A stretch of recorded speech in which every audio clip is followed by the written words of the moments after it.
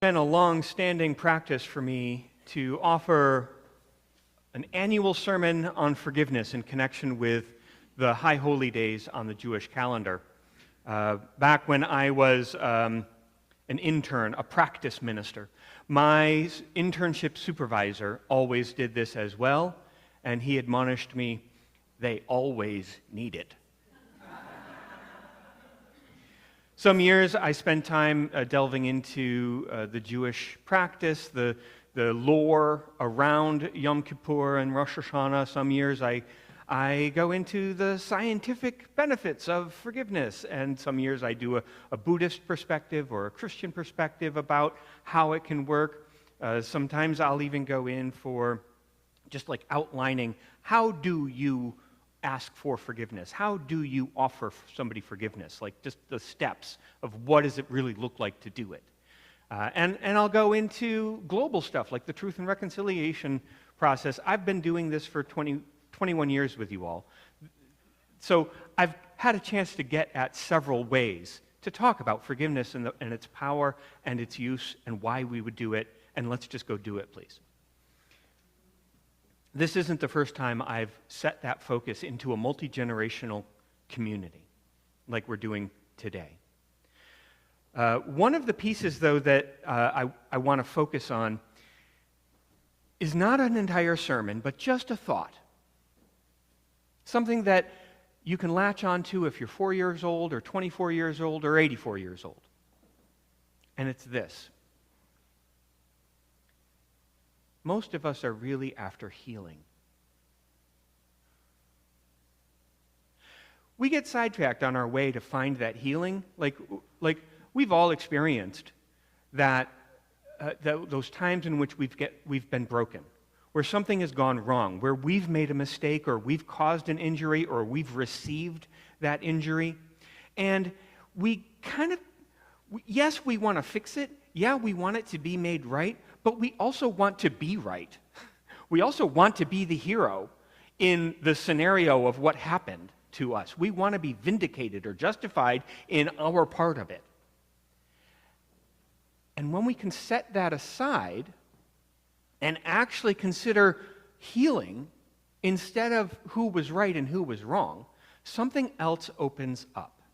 So a lot of other things open up when we can set aside who was right and who was wrong.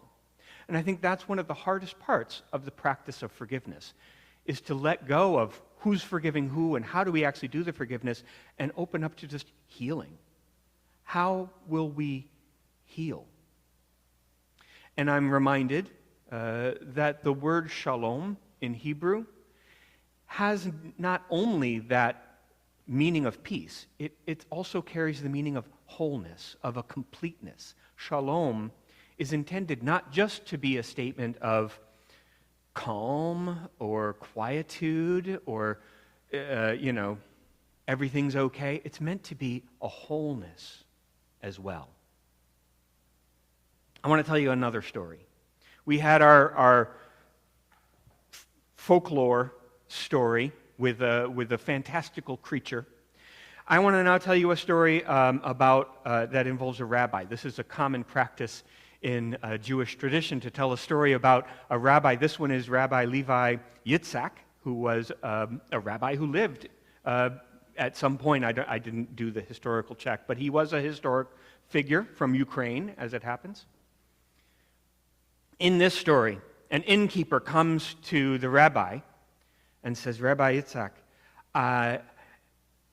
can a man defend his property? And the rabbi says, well, of course, yes. And the man says, then I can have your blessing on my journey? And the rabbi says, well, it depends. How are you going to defend your property? Who are you defending it from? And the innkeeper says, oh, Rabbi, I am at my wit's end. These peasant children are breaking into my inn and stealing my food at night. And this is the food I need to feed people who come to my inn. I see them in the yard after they've stolen my food, and I yell at them, and they just laugh. I bought a dog to protect my kitchen, but they They broke in and they fed the dog with the meat that they stole from me. I woke up in the morning and my dog was eating the stolen meat from my own kitchen. So that dog was useless. I got rid of it. And so I've decided I need to go to the city and buy a rifle. And I ask your blessing on my journey. The rabbi stroked his beard and thought for a moment. And he said, this is a very difficult situation for you. I understand that.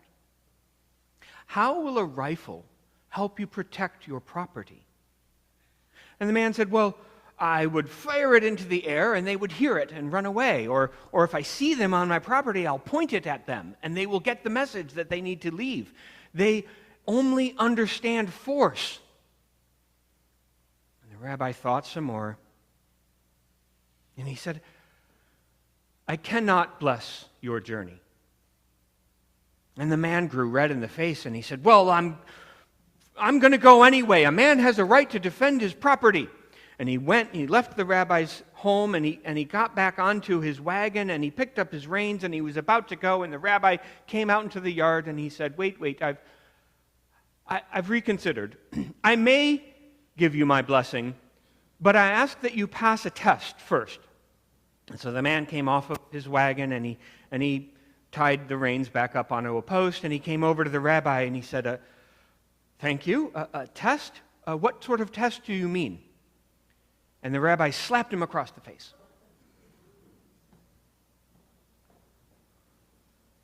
The man said, why did you do that? You did not have to hit me. And the rabbi said, oh, in that case, I owe you an apology. And he placed his hand on the man's chest. And he said, I was mistaken. I thought that you were someone who only understood force.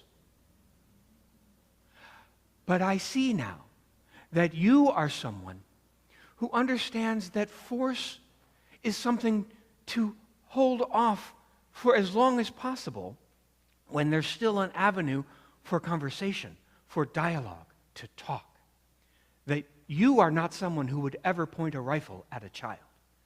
For you, I give my blessing. And the man put his hand over the rabbi's hand that was on his chest. And he said, Rabbi, I may have been mistaken. I will not go to the city. Thank you. And he got back into his wagon and he grabbed the reins and he went back home. And later that night, he heard something out in his yard. And he got up and he went down through the kitchen. And in the yard, he saw a figure off in the dark, but the figure was turned away. And so he stepped out into the yard and he said, you, who are you there? Go on, leave. And lo and behold, the figure turned around and the innkeeper said, oh, Rabbi, I did not recognize you there. And there indeed was Rabbi Yitzchak holding a sack. And he said, you do have a right to defend your property, and I am here to help you to do that. I have brought some bread and cheese in this sack, and perhaps I can do to these young hooligans what they did for your dog. I can tame them. But for right now, I notice how beautiful the night is. Come look at the stars. And the two of them stood there in the yard for a long while, considering the night sky in its vastness and its beauty.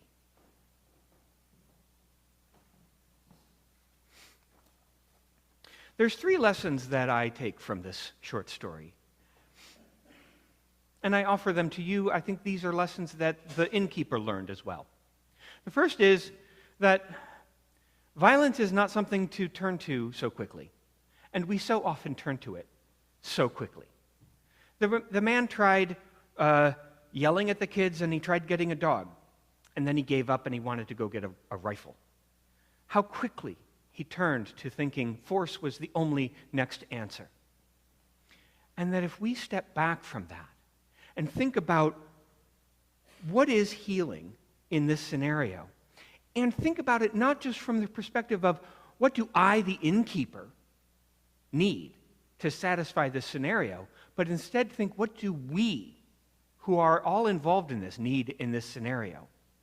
We might open ourselves up to think about, like, what do these young people who were breaking in for the food, what do they need? What would healing look like for them as well? And is there something that would heal all of us who are in this scenario?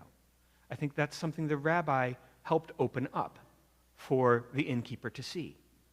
And I invite you to notice that lesson, that healing is not something that you would do alone or that only satisfies your brokenness.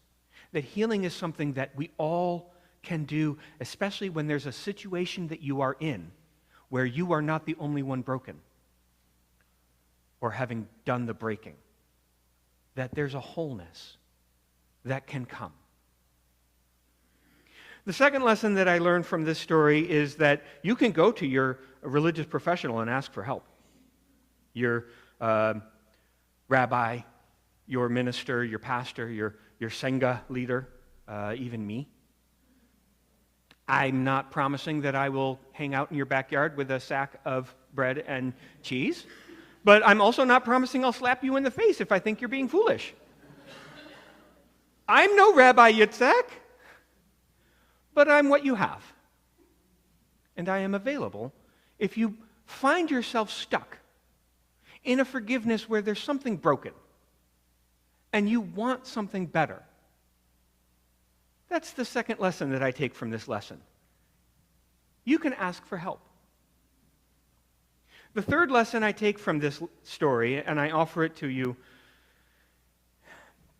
is that when you aim for healing, instead of vindication or justice is important, justification, when you yearn for something of wholeness, other things also open up. The night sky,